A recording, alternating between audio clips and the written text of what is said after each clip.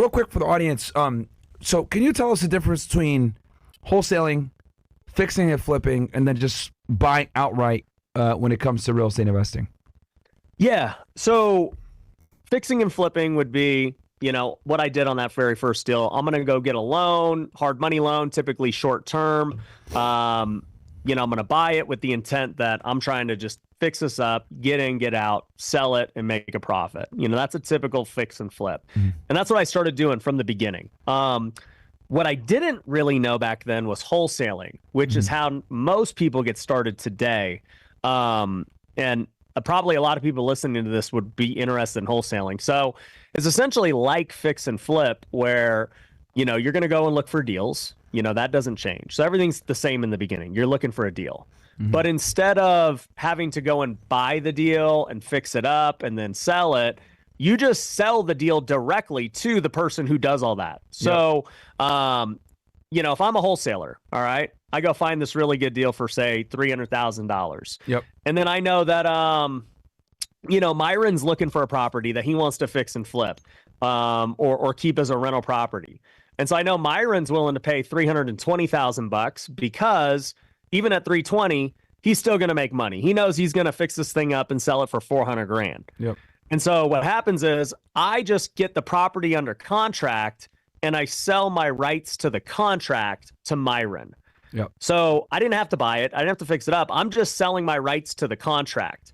And then Myron just pays me the difference between what I have it under contract for and what he's willing to pay. So if he pays $320 and I have it under contract for $300, I'm going to make $20,000 without having to fix it up, buy it, put any money into the deal. And all I got to do is just get really good at finding deals. Yeah. And that is kind of, I've noticed that's like the main way everyone gets their feet wet in the real estate game, because it allows it where, unlike the other different pursuits, you don't have to have as much cash into it. You just got to put more time in, which is finding these deals, then bringing them to buyers. If someone wanted to get started with wholesaling now, obviously it's a little bit more of a competitive marketplace.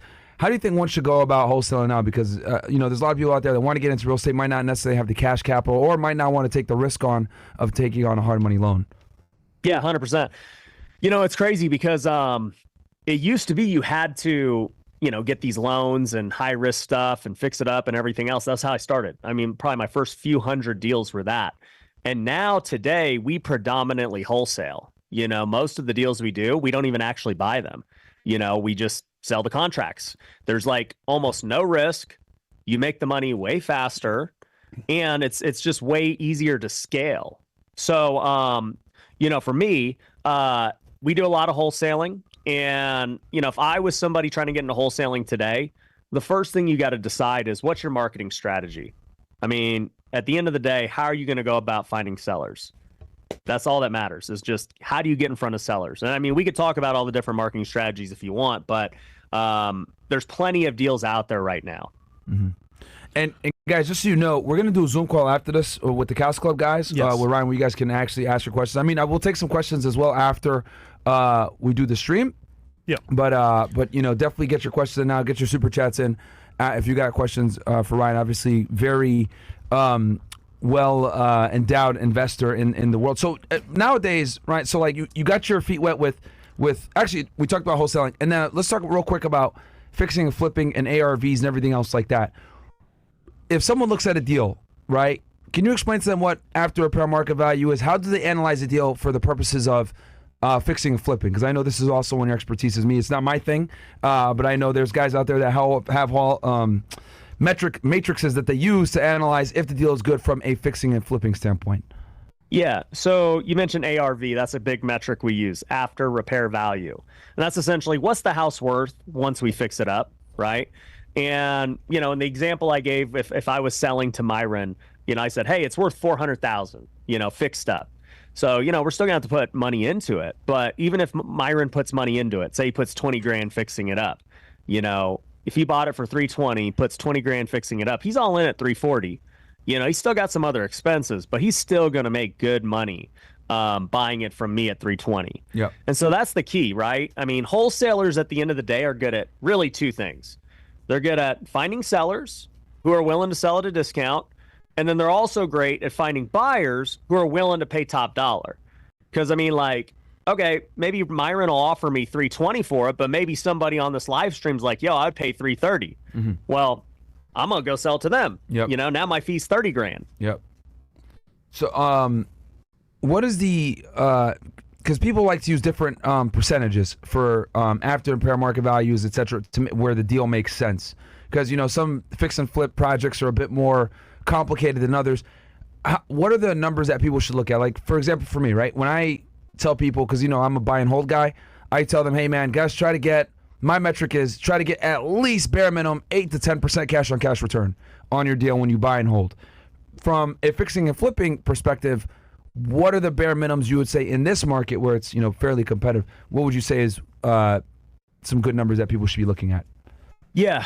So every market's different, right? How big of a return people want.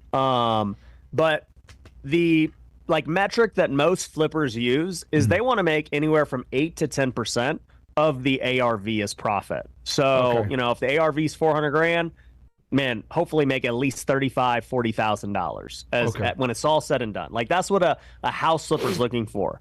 But here's the thing, right?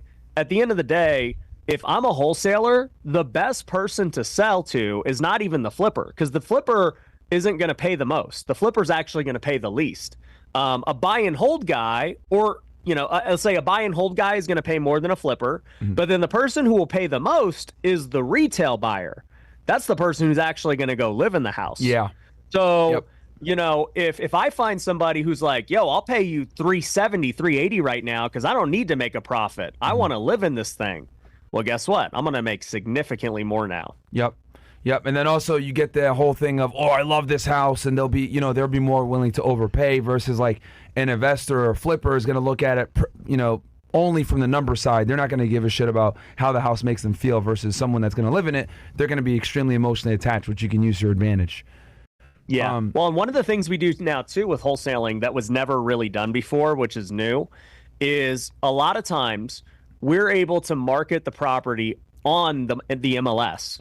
Okay. So like, instead of having to go find these buyers and meetups and all these lists and all these things, we can go put the property on the MLS if we get the right paperwork. And now all of a sudden we're selling it to an end buyer, somebody who's actually going to live in it. So they're going to pay top dollar.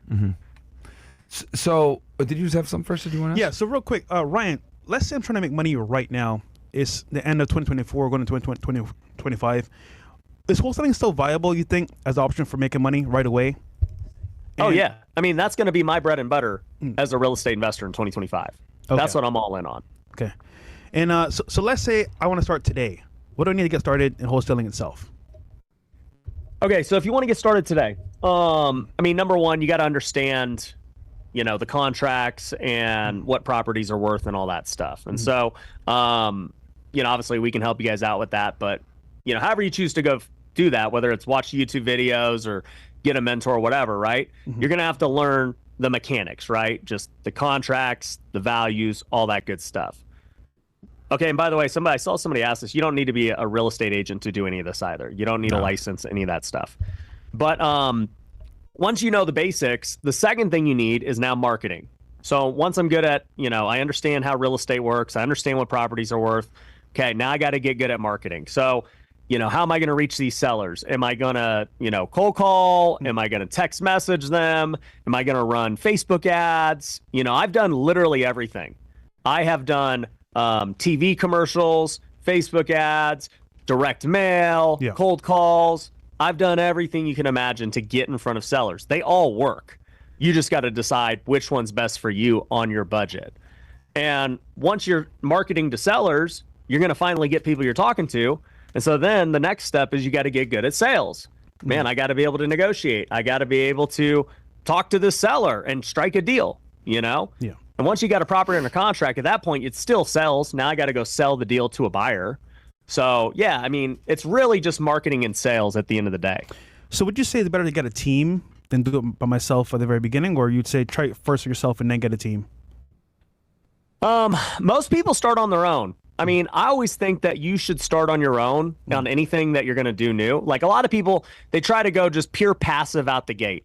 And if you're going to go pure passive out the gate, right? How are you going to hire a team and, know what to even train them on? Because you don't even know what to do.